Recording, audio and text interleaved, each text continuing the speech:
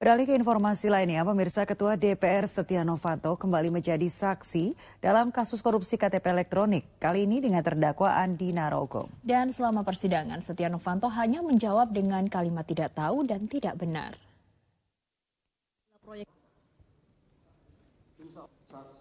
Pengadilan Tindak Pidana Korupsi kembali menggelar sidang kasus korupsi KTP elektronik dengan terdakwa Andi Narogong Jumat pagi. Jaksa penuntut umum menghadirkan Ketua DPR RI Setia Novanto sebagai saksi. Majelis Hakim menanyakan awal mula proyek IKTP kepada Setia Novanto yang saat itu menjabat Ketua Fraksi Golkar DPR. Hakim juga menanyakan hubungan Novanto dengan terdakwa Andi Narogong dan sejumlah nama yang terlibat dalam kasus korupsi KTP elektronik. Selama persidangan, Novanto membantah keterlibatannya dalam proyek pengadaan KTP elektronik yang menggunakan anggaran negara sebesar 5,9 triliun. Novanto juga membantah menerima uang korupsi pengadaan KTP elektronik.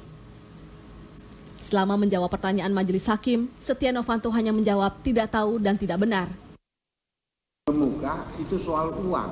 Konon katanya dulu itu dalam proyek EKTP ini ada bagi-bagi uang. Bagi-bagi uang ya wajar-wajar saja kalau di kalangan para pengusaha yang terkait dengan pengadaan. Tetapi bagi-bagi uang di sini dikait-kaitkan dengan lembaga Anda pada waktu itu. Apa yang Anda bisa ceritakan mengenai ini? Kami betul-betul tidak mengetahui. Tidak mengetahui ya. Juga sumber lagi-lagi yang mengatakan Anda katanya ikut dalam arus perputaran uang yang saya katakan tadi. Apa keterangan Anda? Ya, ini fitnah yang sangat kejam yang selalu dilakukan dan pihak-pihak yang berusaha untuk menyudutkan kepada saya. Artinya tidak benar? Tidak benar, Yang Mulia. Ada juga yang...